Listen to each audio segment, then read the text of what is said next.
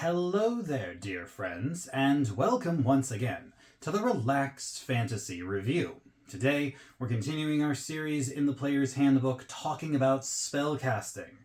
That's right, this book is jam-packed with spellcasters, and today we're talking about one of the strangest of them all, the Eldritch Knight. Normally, fighters don't get spellcasting. It is not a natural part of their class, but if you choose the specialty subclass, the Eldritch Knight, you get to pick wizard spells, and wizard spells are some of the most versatile and powerful in the whole game. Today we're talking about first level spells. You get these spells when you choose the subclass Eldritch Knight at level 3, and you only get a few of them. Unlike wizards who get to pick 6 right off the bat, and then several more as they level up, plus they have spell books that they can copy stuff into. Nope, you get to pick a certain number of spells, and you only get a couple spell slots every day to play with. So you need to pick ones that are really impactful. Not to mention, you are a primary martial character. You're not a wizard. So you have armor, weapons, fighting proficiencies, and you are a skilled warrior. So the magic that you take isn't necessarily to supplement your lack of martial prowess. It is in fact to enhance your martial prowess. So which ones do I recommend? I've prepared a top 5 list for the Eldritch Knight, 2 focused on combat, 2 focused on utility, and an honorable mention. Before we get into those details, though, I'd like to let you know, Relaxed Fantasy Review has memberships. For just $1 a month, you can support me here on YouTube and get a couple benefits. You get a badge next to your name in the comments, letting folks know you're a supporter, early access to my videos a day earlier than everyone else, and VIP access in my community Discord. I'm sharing in my Discord right now new homebrew spells, subclasses, and other ideas that I'm having for 5th edition. If you want to get in on this info, you can jump into the Discord. The links are in the video description and the channel description. But if you're a member, you get VIP access and you get to see more and earlier than everyone else. If that sounds interesting to you, you can click the join button just below the video next to the subscribe button. And if it doesn't interest you, that's fine too. Like I said, the Discord's open for everyone to join for free. And honestly, if homebrew stuff doesn't interest you, just being here, watching the video, liking and subscribing to the channel, these are all great ways to support me. So thank you for watching my content here on YouTube. Let's start off with our number 2 recommendation for utility. Now this spell is technically a spell that can help in combat as well, but it strikes me more as a utility spell because of its puzzle-solving abilities, and that is the spell Jump. Jump received an overhaul in the new Player's Handbook, and I think it deserves a shout out here. As the spell is cast, you empower yourself. It doesn't take your concentration and it lasts for 1 minute. During that time frame, once per turn, so once every 6 seconds, you can jump 30 feet just by using 10 feet of your movement. This means that if you have a standard movement speed of 30, Jump allows you to move 50 feet just using your movement. This is a fantastic mobility buff. This is very similar to how monks and rogues can dash with their bonus actions, but this is not a bonus action. It's just a spell, and once it's in effect, you can empower your mobility. Fighters often lack a little bit of mobility, so this really closes that up. And since it's just a first level spell, you can throw it on in combat, but you can also use it out of combat. If you need to jump 30 feet, you can do it straight up in the air. You can do it over a chasm or over a gap.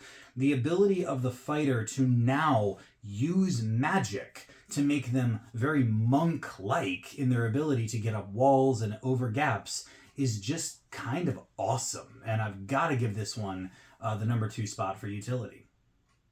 The number 2 spot for combat, however, goes to an interesting spell, the spell Fog Cloud. Fog Cloud does almost exactly what it says on the tin. It creates a fog-like effect.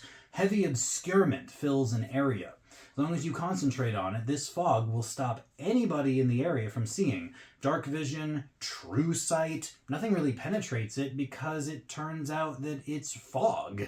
It's not an illusion, nor is it magical darkness. Now, there is one thing that can penetrate it though. Blind sight, since it's not a solid object, it's obscurement. And guess who can get blind sight from level 1? That's right, fighters can. The fighting style, blind fighting, allows you to get 10 feet of blind sight. This means that you'll be able to see your enemies in your own fog cloud, but they won't be able to see you unless they have blind sight as well. This gives you advantage on your attacks, which fighters love to have, and gives the enemy disadvantage on attacks against you.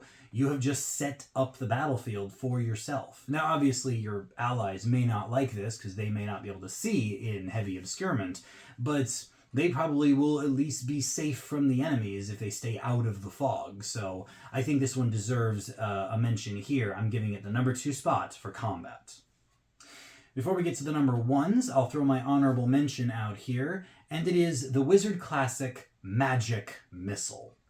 There are dexterity-based fighters, and there's nothing wrong with being an Eldritch Knight with a bow or a crossbow. These are good builds. However, Magic Missile is more than just a ranged attack. It is guaranteed damage. Sometimes you just find yourself facing a heavily armored enemy, and for some reason, your True Strike and your weapon attacks just aren't making it through their armor. In those situations, it can feel real debilitating when the fighter can't put the damage out. Magic Missile solves this problem, because it turns out Magic Missile doesn't have attack rolls or saving throws. It always hits. It's an automatically hitting attack. You cast it as an action, and you fire out these darts of magic energy that always hit their target. And as a fighter, putting damage out is very important. So if you find a heavily armored enemy that you simply can't seem to penetrate their defenses, or maybe your cantrips aren't, elemental based, and your weapons aren't magical, and you can't penetrate the defenses of a creature that's resistant to bludgeoning, piercing, and slashing damage, Magic Missile does force damage, and nothing resists that. So I'm giving Magic Missile the honorable mention here, just as the get out of jail free card when a fighter finds himself in over their heads. As far as the number 1 spells go, these probably aren't going to surprise you. For utility, it's Find Familiar. Find Familiar is one of the greatest spells in all of D&D, and it is a wizard exclusive, meaning that Eldritch Knights get to have it. Find Familiar summons you a small companion, a tiny animal of some kind, whether it's a bird or a cat or whatever you like.